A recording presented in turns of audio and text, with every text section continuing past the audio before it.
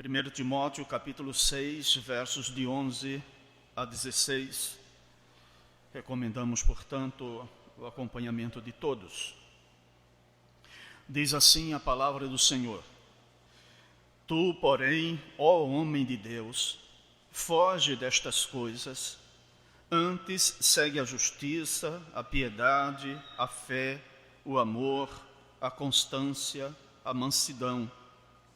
Combate o bom combate da fé, toma posse da vida eterna, para a qual também foste chamado, e de que fizeste a boa confissão perante muitas testemunhas.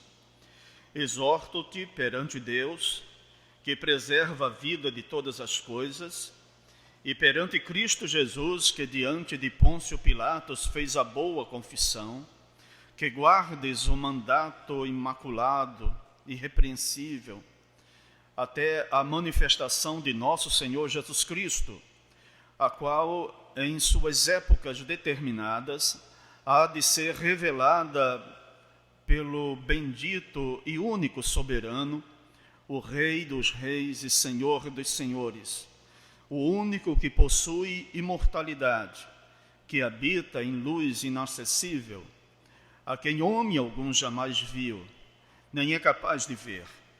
A Ele honra e poder eterno. Amém. Nós vamos orar, meus irmãos. Pai Santo, nós louvamos o Teu nome, agradecemos ao Senhor por este momento e rogamos que o Teu Santo Espírito nos conduza na compreensão eficaz da Tua palavra, a fim de que possamos recebê-la com boa disposição, com alegria, como palavra do Senhor, capaz e poderosa de fazer toda a transformação, toda a mudança da nossa vida, se a ela nós nos submetermos.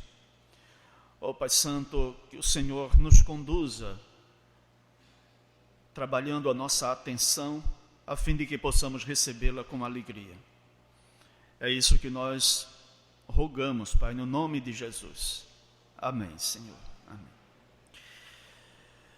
Meus irmãos, todos têm ciência, quase todos, na verdade, de que ontem nós tivemos aqui um encontro muito especial, um encontro para homens. Procuramos desenvolver com todos que aqui estavam, então, critérios, fundamentos acerca de como os homens chamados pelo Senhor, vocacionados pelo Senhor, devem viver. Quais os cuidados que eles precisam ter, quais os padrões que eles precisam observar. Nós hoje vamos, em certa medida, completar ou fechar o foco que começou a ser desenvolvido ontem. E nós queremos trazer uma palavra que tem ainda esse mesmo sentido de instruir os homens da igreja, de modo especial. Mas é claro que as instruções se aplicam a todos os crentes sem distinção, porque a palavra não será adequada apenas para os homens, sem que o seja também para todas as outras pessoas. Então, que todos nós tenhamos o nosso coração aberto neste propósito. Hoje nós estamos celebrando o culto da família e por isso o tema também está suprindo e relacionado a essa questão da vivência familiar. Então nós rogamos que Deus nos oriente neste propósito, que sejamos todos enriquecidos. Nós estamos trazendo uma passagem da primeira carta de Paulo a Timóteo. Segundo se entende, as duas cartas que Paulo escreveu a Timóteo representam os dois últimos escritos do apóstolo Paulo. Escritos produzidos quando ele estava preso, estava em Roma, e muito próximo de ser morto, ser martirizado em razão da sua fé. Então, são palavras muito especiais, muito incisivas, em que o apóstolo Paulo orienta Timóteo. Timóteo, muito provavelmente, ainda jovem, e um pastor, também provavelmente pastor na cidade de Éfeso, uma cidade com uma referência marcante em todo o testemunho da Escritura, o testemunho do Novo Testamento. E o apóstolo Paulo escreve, portanto, a Timóteo, dando muitas instruções. As duas cartas são ricas nessas instruções, instruções que serviram para Timóteo, que servem para todos os homens, e instruções aplicáveis a toda a igreja, como já falamos.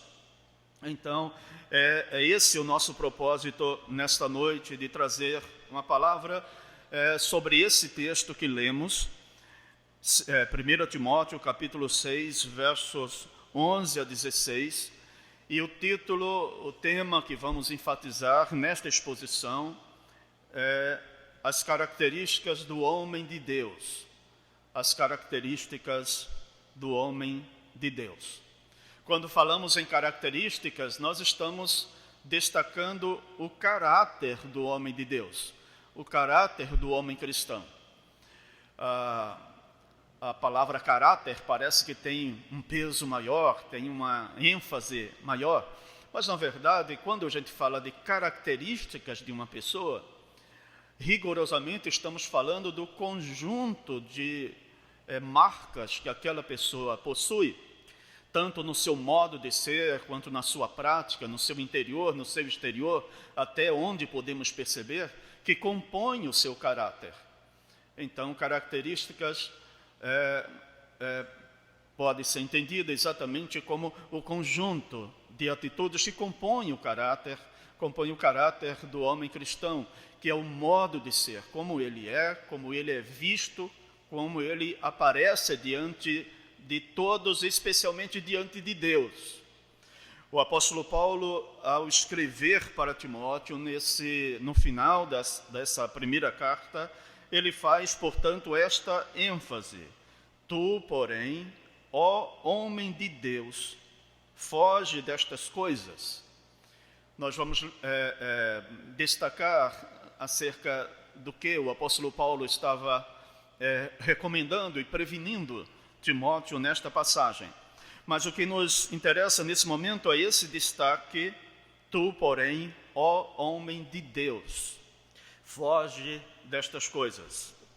Nós destacamos, portanto, que o conjunto das qualidades e defeitos de uma pessoa vão determinar a sua conduta e a sua moralidade, assim como o seu caráter, como já explicamos. Os seus valores e firmeza moral definem a coerência das suas ações, do seu procedimento, do seu comportamento. O testemunho das Escrituras é bastante rico nessa questão de qualificar, de dar designativos, de dar títulos às pessoas. Muitos são destacados como profetas, outros como sacerdotes, outros como reis. Há os pastores que, especialmente na revelação do Novo Testamento, então começa a aparecer com mais destaque, presbíteros, diáconos, são designações desta natureza.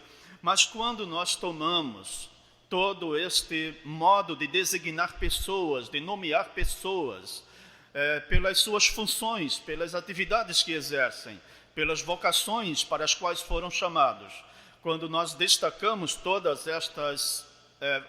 essas designações, nós temos que, ao final, concluir que existe a designação homem de Deus, que, na verdade, expressa muito mais do que uma função, um ministério, uma tarefa, um encargo, como as outras designações podem sugerir, mas expressa o caráter da pessoa.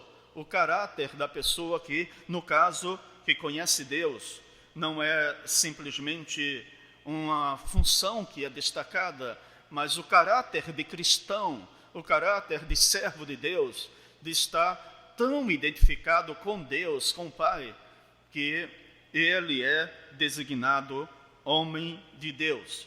E é deste modo, portanto, que Paulo trata Timóteo.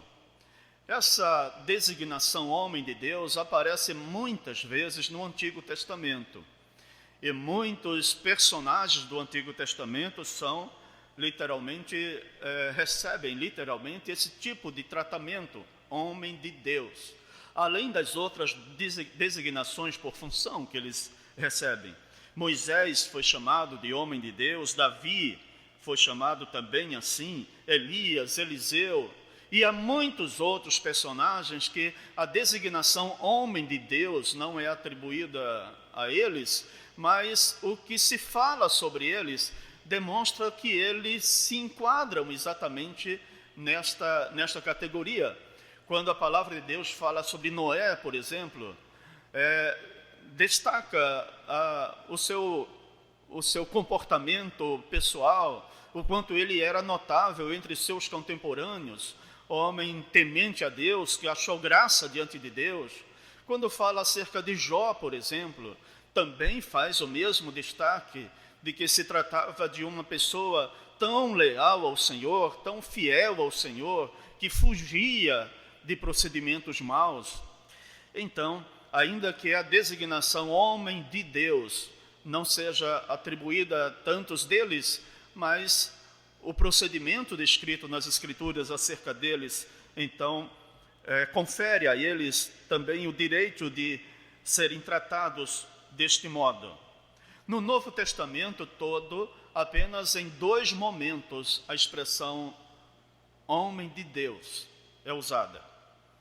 O primeiro momento é exatamente no texto que nós lemos, 1 Timóteo 6,11.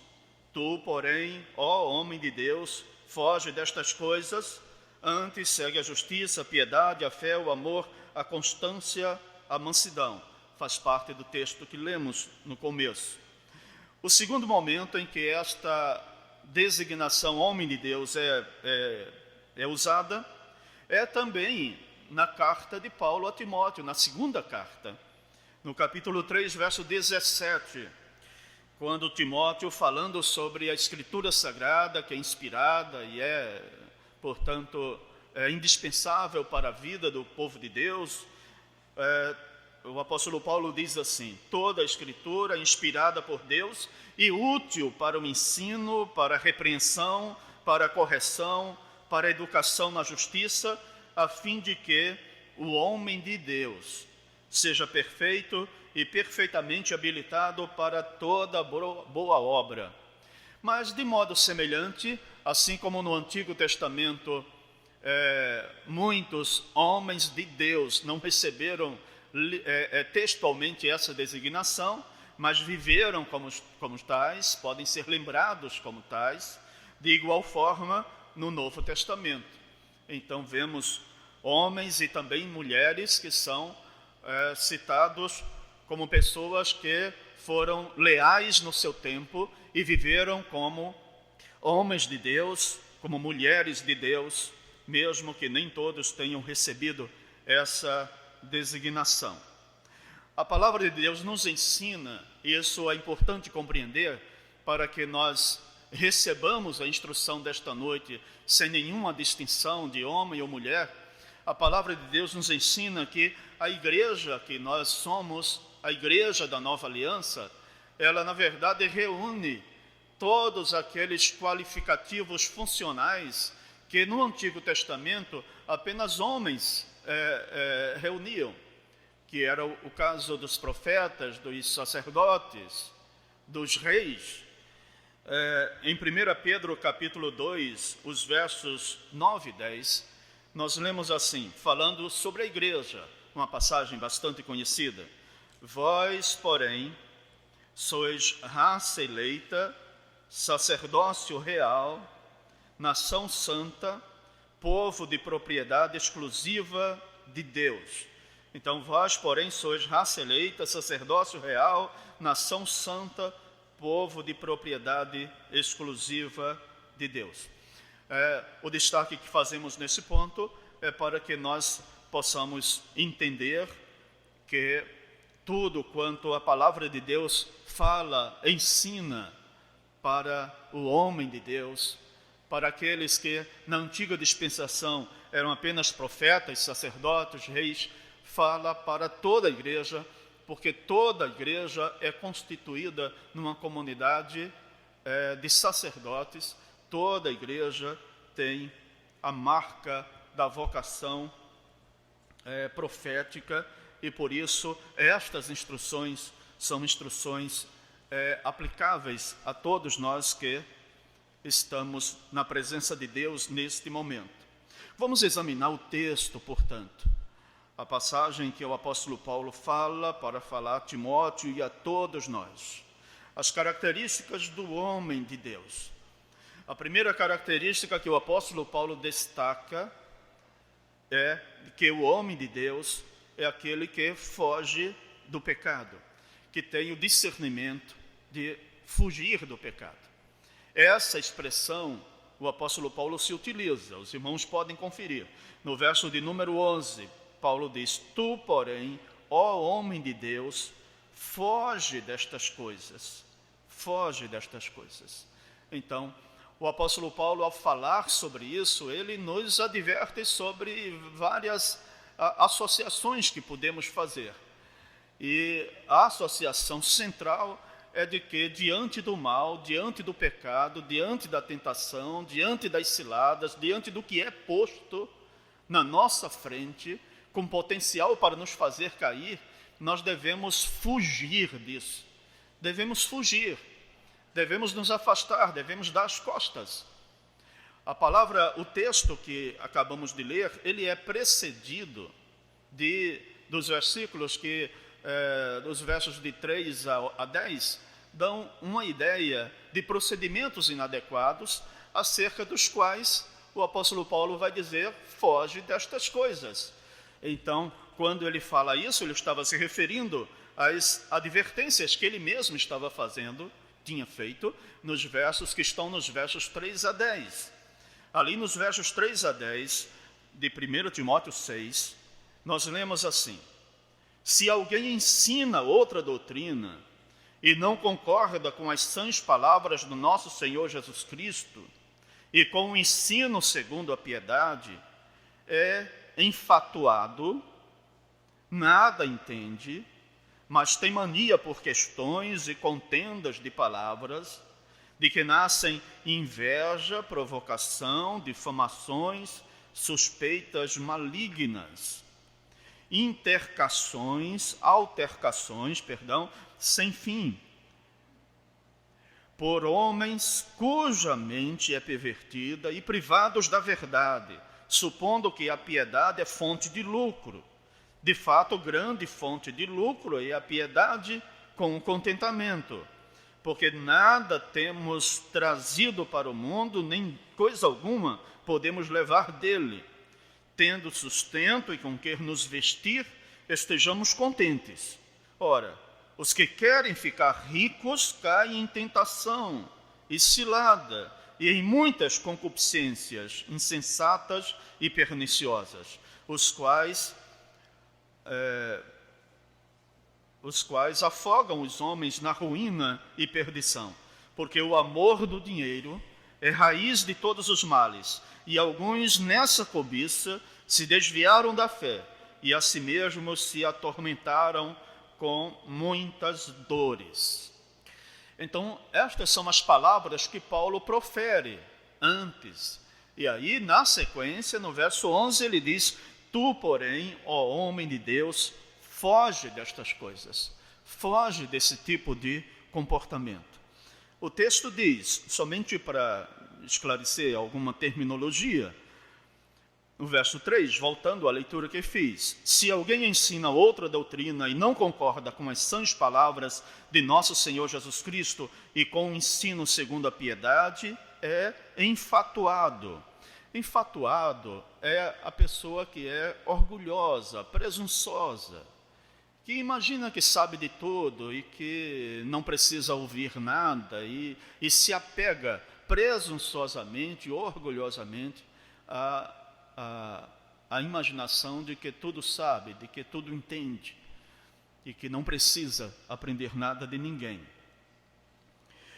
E associado a isso tem a expressão no verso 5, altercações, que é exatamente o ímpeto por discutir, por querer se envolver em disputas, em debates.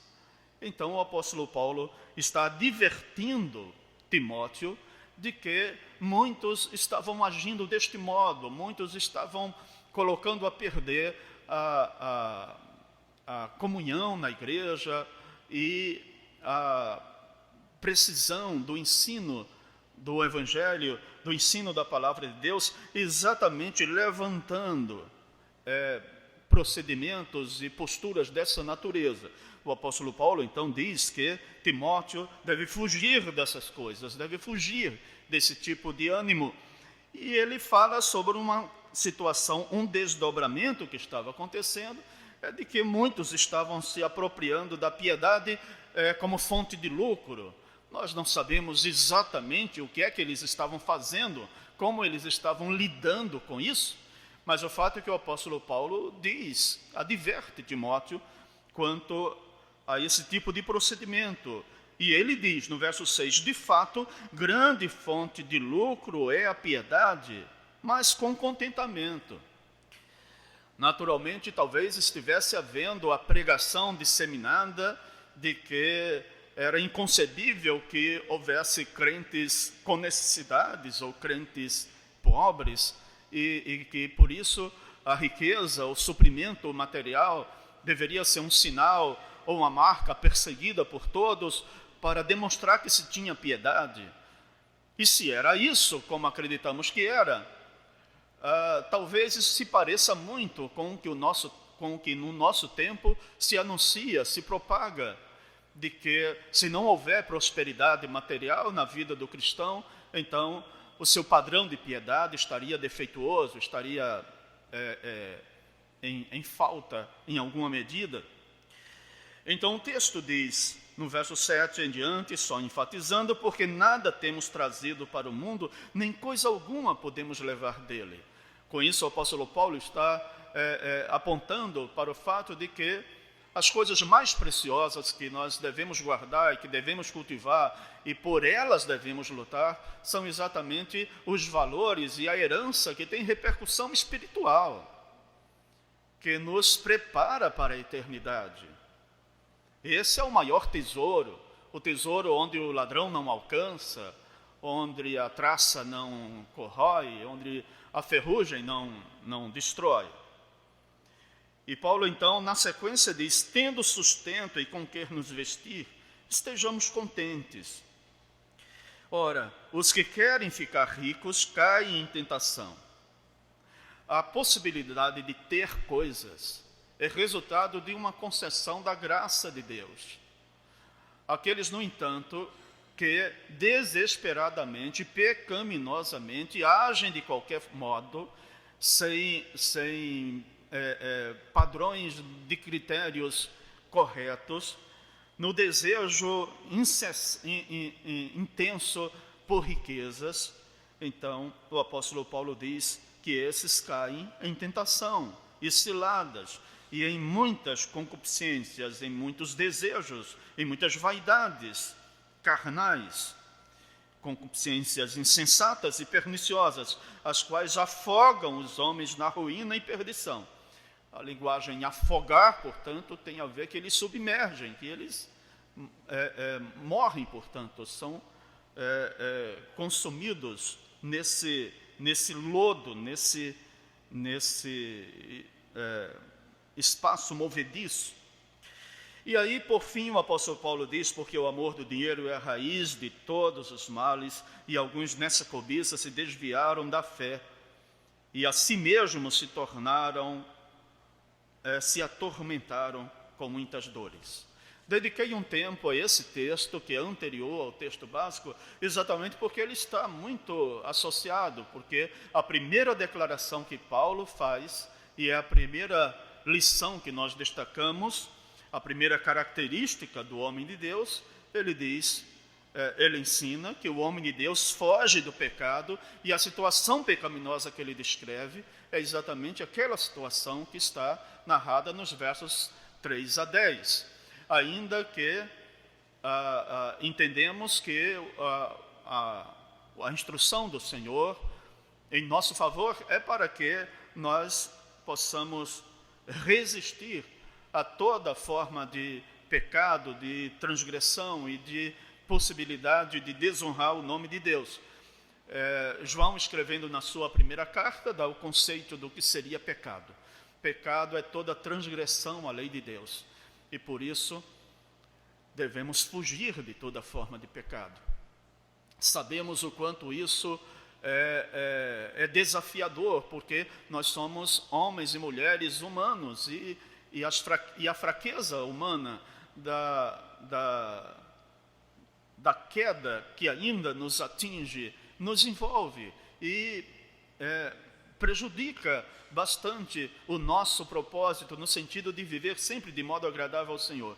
Mas não devemos tomar essa dificuldade por pretexto para simplesmente não sermos diligentes e cuidadosos e nos empenharmos em fazer apenas o que é agradável ao Senhor. Portanto, com base em tudo que vimos e da leitura dos versos 3 a 10 que acabamos de fazer, nós então lembramos de que coisas o homem de Deus deve fugir. À luz daquele texto, ele deve fugir da inveja, da difamação, das suspeitas malignas, das contendas e brigas sem fim e, sobretudo, da ganância, ou seja, do amor ao dinheiro, que é a raiz de todos os males, como vimos no texto que acabamos de ler. Aqueles que se entregam à maldade, à avareza, atormentam-se a si mesmos e caem no laço do diabo. Um homem de Deus não pode ser apegado pecaminosamente às coisas materiais.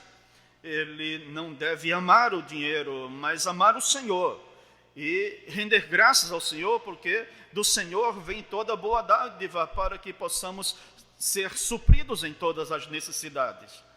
Não teremos um apego pernicioso e pecaminoso às coisas que possuímos, porque elas terminarão por se transformar em deuses. Recentemente, nos nossos grupos familiares, nós tratamos desse tema. Quando nos apegamos às coisas daqui e terminamos por colocá-las no lugar que seria próprio de Deus, no espaço de interesse do nosso Senhor, então nós transformamos essas coisas em ídolos. Todas as coisas desta vida podem se tornar ídolos quando nós colocamos essas coisas no lugar de Deus. Sejam as riquezas ou outros interesses, coisas até importantes para nós, mas que podem se transformar em ídolos, vontades, desejos, práticas. Se a gente prestar atenção, a gente percebe como é fácil a gente abandonar compromissos com Deus por causa dessas coisas. Às vezes, para satisfazer desejos humanos, a gente se afasta de Deus, se afasta da igreja, estabelece critérios muito rígidos para estar com os irmãos, cultuando a Deus, não entendendo a noção de disciplina, de necessidade que nós precisamos ter para estar em comunhão com Deus. Então, a mensagem que queremos que fique guardada é que o homem de Deus foge do pecado, foge. Ele não brinca com o pecado, não zomba com o pecado, mas ele foge. Eu não quero saber disso. Como diz o salmista, o que é desonroso eu não quero nem que chegue diante dos meus olhos. O que é desonroso eu não quero que saia dos meus lábios. E esse é exatamente o cuidado que precisamos ter. A segunda lição que quero destacar é que o homem de Deus segue a santidade, padrão de santidade. As coisas estão associadas. Quando você tem o discernimento de fugir do pecado, é porque você deseja seguir um padrão de santidade. Você está movido por um padrão de santidade. E o padrão de santidade que eu digo tem a ver exatamente com o desejo nosso de viver, tudo fazer para agradar a Deus. Viver do modo como a palavra dele ensina, Viver para agradar a Deus, disciplinar a nossa mente, nosso coração, a nossa vontade, o nosso cotidiano, o exercício dos nossos compromissos. Viver para agradar a Deus, viver em santidade. Ainda no verso 11, no texto que estamos examinando como texto básico, na sequência, o apóstolo Paulo diz, eu vou ler o verso completo para dar sentido às declarações. Ele diz, tu, porém, ó homem de Deus, foge destas coisas, antes segue a justiça,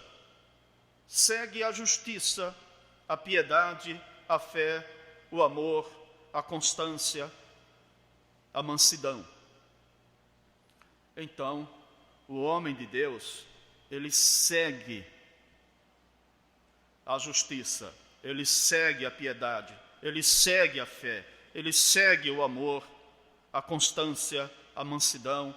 O homem de Deus segue um padrão de santidade, um padrão que é correspondente com o ideal de Deus para a vida dele. O homem de Deus foge do pecado e segue a virtude. Na sequência do texto é exatamente isso. O apóstolo Paulo diz, tu, porém, homem de Deus, foge destas coisas antes. Então ele apresenta o outro lado, a proposta adequada. Antes segue a justiça, a piedade, a fé, o amor, a constância, a mansidão. Então, ele abomina o mal e anseia pelo bem. Ele foge da injustiça, mas busca o que é justo. Mais do que o ouro e a prata, ele foge da vida promíscua e impura e segue a piedade. O padrão de santidade, de vida comprometida com Deus, abrange todas as esferas da nossa vida.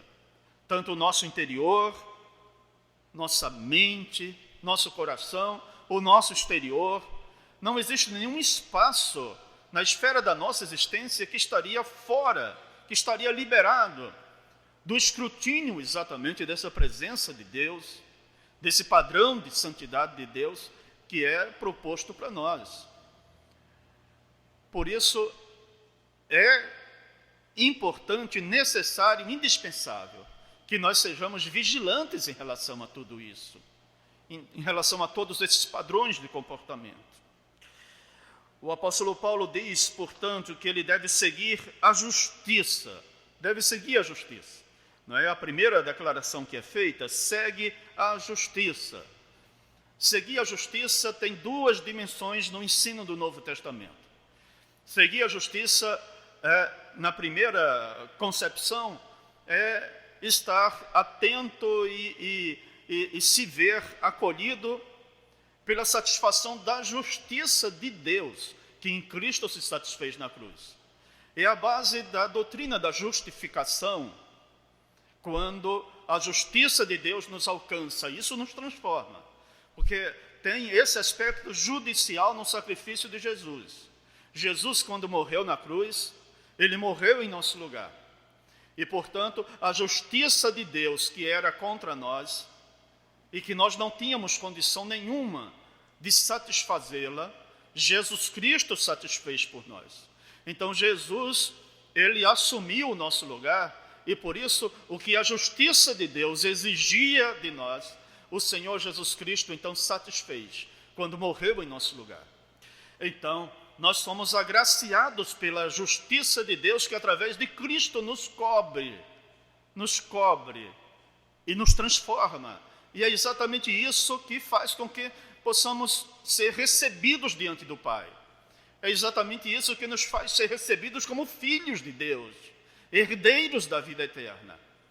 Então, há uma série de expressões que estão associadas a essa dimensão da justiça de Deus aplicada a nós. O justo viverá por fé, e a justificação pela fé, que são expressões ou dimensões da obra redentora do Senhor em nosso favor. Então isso deve estar presente no coração do homem de Deus, para fazê-lo grato e comprometido, renovadamente comprometido com a vontade do Senhor. O outro sentido da palavra justiça é exatamente o sentido do comportamento que o homem de Deus precisa ter no mundo em que ele vive, a fim de agir com justiça, agir de maneira correta, fazer o que é bom, fazer o que é agradável, fazer o que favorecerá para que a luz do conhecimento de Deus reflita diante dos homens.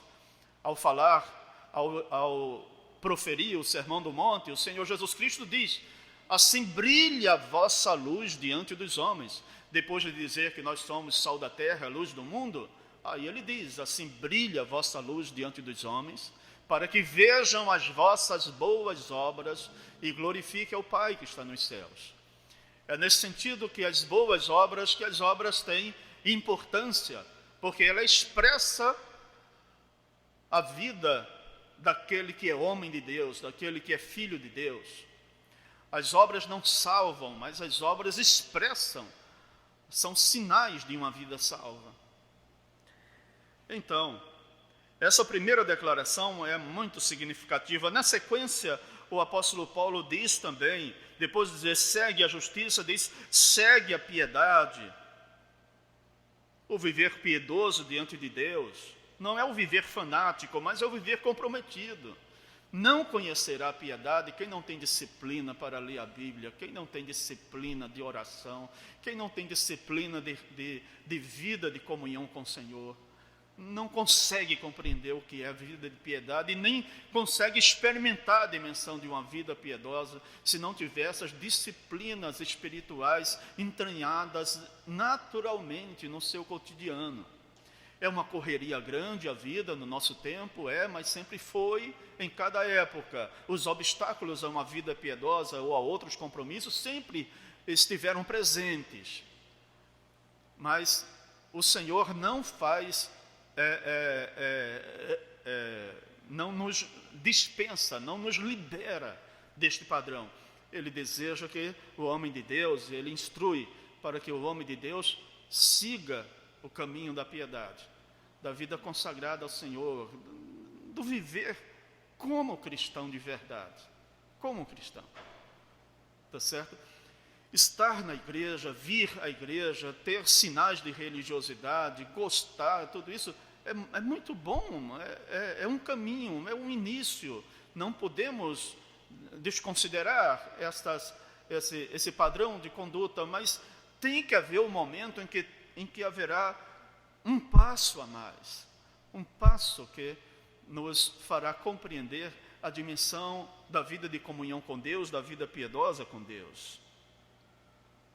Então, o apóstolo Paulo instrui Timóteo nesse sentido do viver piedoso, guardar o coração. Provérbios capítulo 4, verso 23. Sobre tudo que se deve guardar, guarda o coração, porque dele procedem as fontes da vida. Do coração procede coisa ruim, procede as maquinações pecaminosas, a gente sabe disso. Mas do coração procedem as fontes da vida. O que é bom procede do coração. E o coração só se torna instrumento que produz o que é mal quando nós não o guardamos. É o que a palavra de Deus nos ensina. Se nós guardamos o nosso coração será fonte sempre do que é bom, dos bons pensamentos, dos bons propósitos, de um coração sensível a Deus e aos outros, aos irmãos. O apóstolo Paulo também fala, segue a fé, que é uma manifestação de absoluta lealdade ao Senhor, submissão ao Senhor. Entendo que aqui não está se referindo à fé para a salvação, nem mesmo à fé para realizar coisas extraordinárias, mas a fé para a vivência comprometida, para fazer aquilo que é agradável ao Senhor, e fazer isso por causa do Senhor. Olha, quem tem mesmo temor de Deus, diante da possibilidade de fazer qualquer coisa errada, ou de pensar qualquer coisa errada, ele para. Ele para. Se não parar é porque não tem o temor de Deus, não entende ainda isso. Mas se tem o temor de Deus, ele para. E isso é uma expressão da fé. Da fé. Eu sei em quem tenho crido. Eu sei o que ele me reserva. Eu sei que tanto ele guarda o meu tesouro, quanto ele também estende a sua mão de reprovação quando eu faço o que não devo fazer. O apóstolo Paulo ensina que o homem de Deus deve seguir em amor, deve seguir em perseverança. Perseverança é o sentido da palavra na sequência que aparece: segue a justiça, a piedade, a fé, o amor, a constância. No texto bíblico que usamos, usa a expressão constância. A constância é o modelo permanente, equilibrado, consistente de viver, é a perseverança. A perseverança. O crente há de ser perseverante. E a mansidão, que é absolutamente a marca do traço de gentileza, de paciência, mesmo as pessoas que são mais alvoroçadas, por causa do seu jeito, do seu temperamento e tudo mais. No entanto, diante da invasão da graça de Deus na sua mente, no seu coração, ela há de aprender lições de temperança, ela há de aprender lições de paciência, ela há de aprender lições de mansidão, de gentileza, ela há de aprender. Até porque, às vezes, as pessoas mais afobadas são afobadas, muitas delas, não vou generalizar isso aí, mas, às vezes, as pessoas mais alvoroçadas e afobadas, que assim denominamos, né? As pessoas de pavio curto, que às vezes se costumam dizer, às vezes elas são seletivas, às vezes são afobadas e pavio curto quando podem ser. Quando não podem ser, elas se controlam. Porque termina havendo um disciplinamento dentro dela mesma, de que aqui eu estou diante de uma situação que eu posso explodir, ninguém vai dizer nada. Mas lá em outro lugar não faz isso também. Não age do mesmo modo. Então, às vezes há uma seletividade nesse tipo de comportamento. A verdade é que a palavra de Deus nos ensina, para quem já é calminho por natureza, ou para quem é meio afobado, a palavra de Deus ensina a mesma coisa, que todos devem ser mansos. Tá certo? Então, meus irmãos, vamos à terceira lição que o texto nos ensina. O homem de Deus, em terceiro lugar, ele luta pela verdade. O verso de número 12, nós lemos assim, o apóstolo Paulo dizendo: combate o bom combate da fé.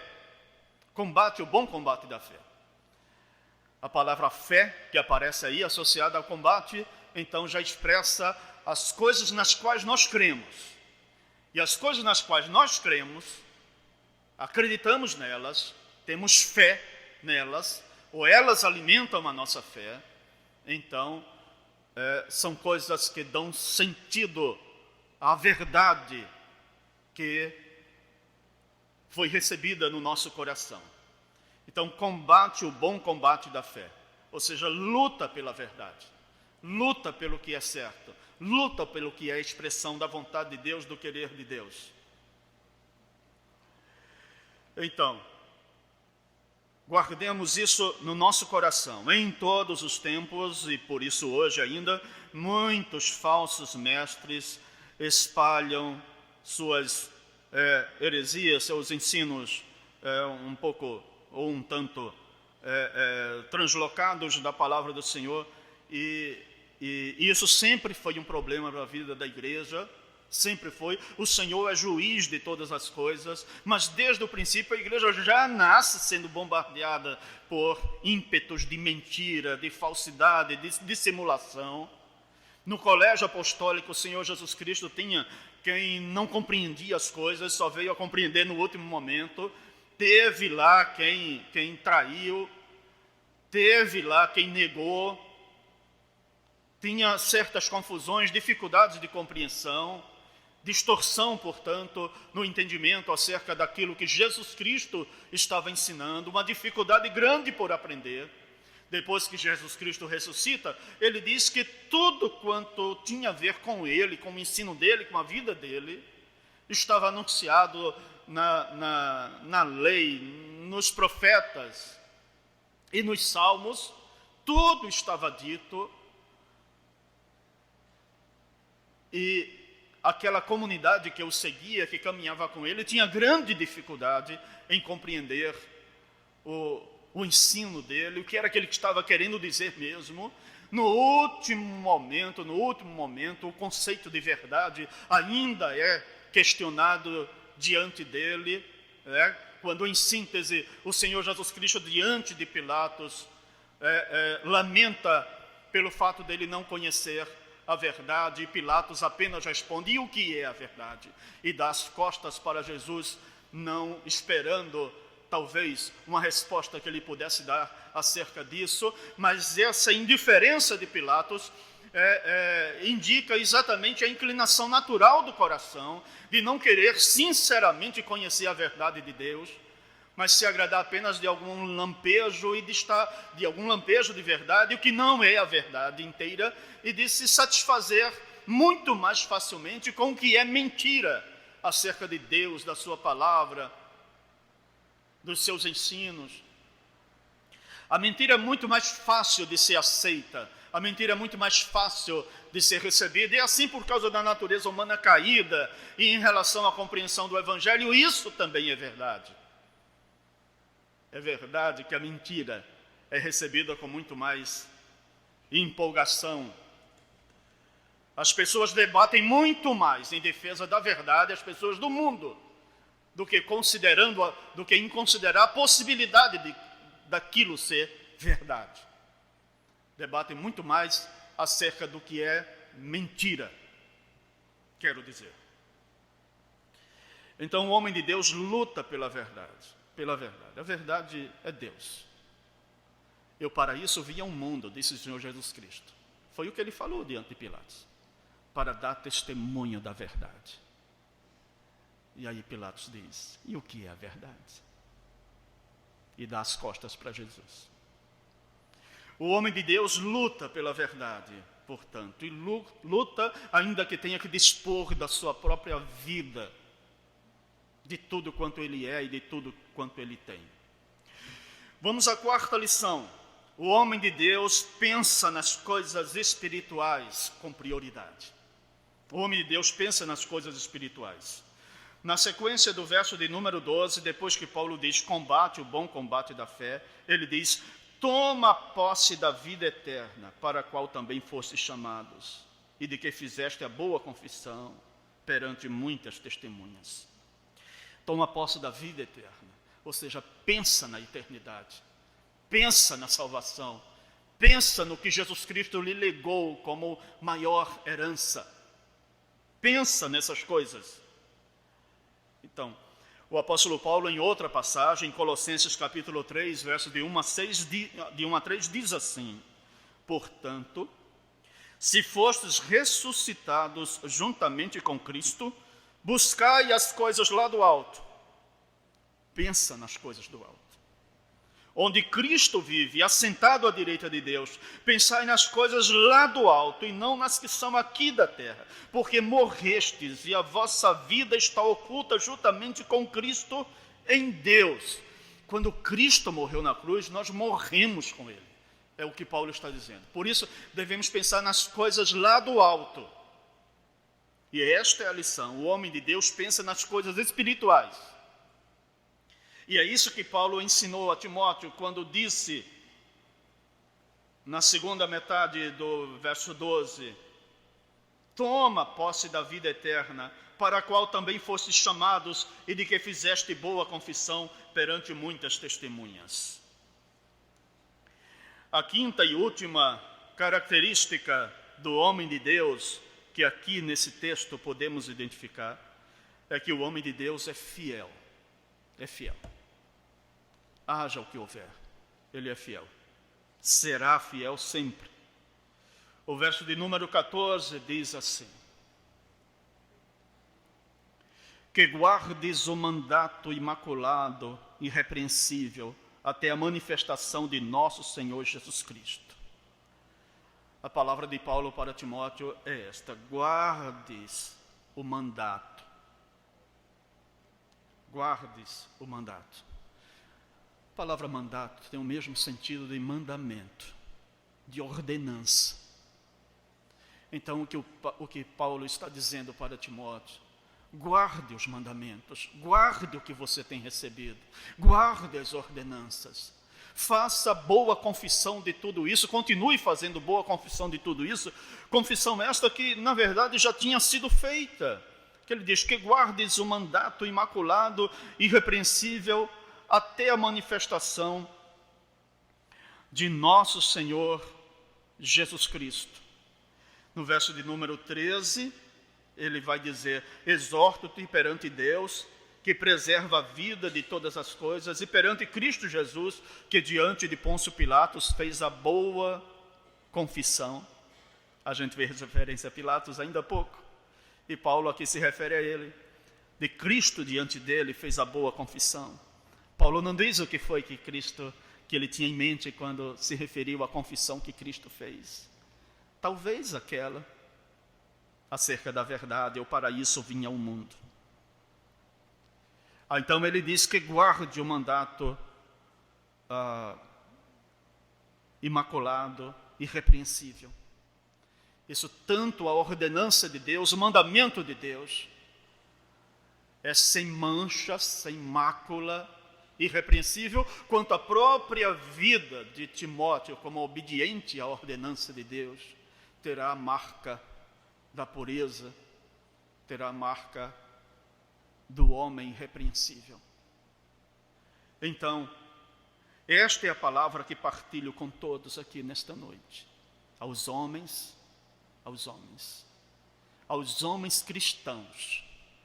É importante, é indispensável, é fundamental que os homens cristãos sejam consagrados ao Senhor, que sejam dedicados ao Senhor, que sejam líderes das suas famílias, os que são casados, e que sejam porta-vozes de Deus no ambiente familiar, mesmo os que não são casados.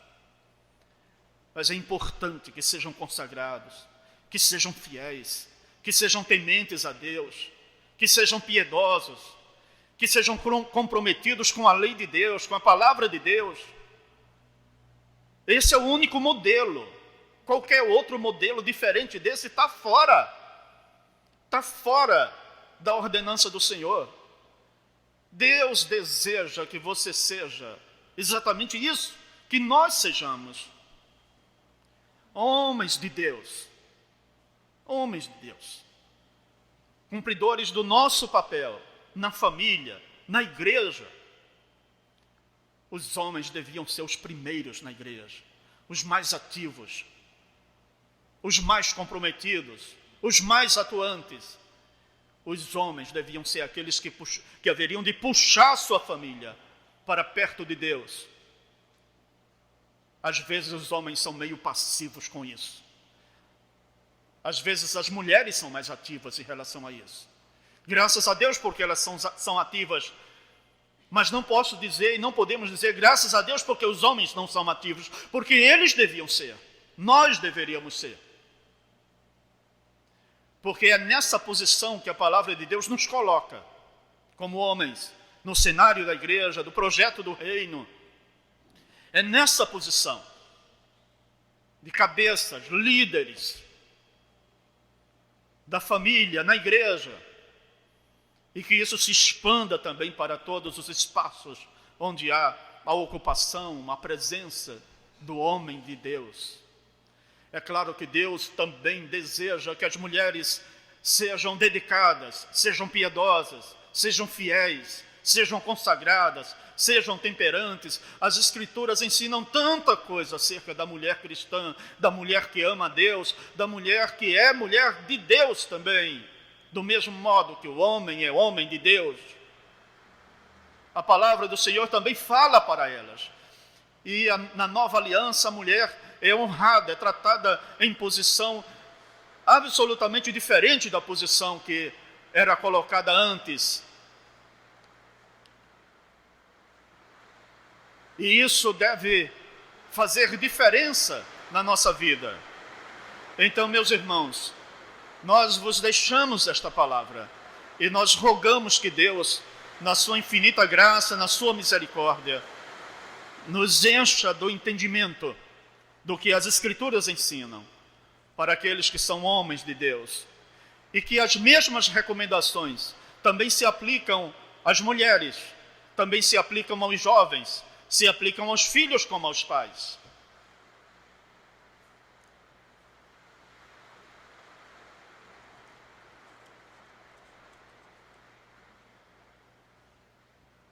E eu finalizo por dizer, por citar a palavra de Deus no texto que de maneira bastante significativa termina a narrativa, dizendo assim nos versos 15 e 16, a qual em suas épocas, falando sobre Jesus Cristo, a qual em suas épocas determinadas, há de ser revelada pelo bendito e único soberano. E essa é uma referência às ordenanças do Senhor. O Rei dos Reis e Senhor dos Senhores, o único que possui imortalidade, que habita em luz inacessível, a quem homem algum jamais viu, nem é capaz de ver. A Ele honra e poder eterno. Amém. O nosso compromisso é com Ele. Que Deus nos guarde, nos abençoe e nos conduza na verdade do nosso Deus, do nosso Pai eterno. Amém.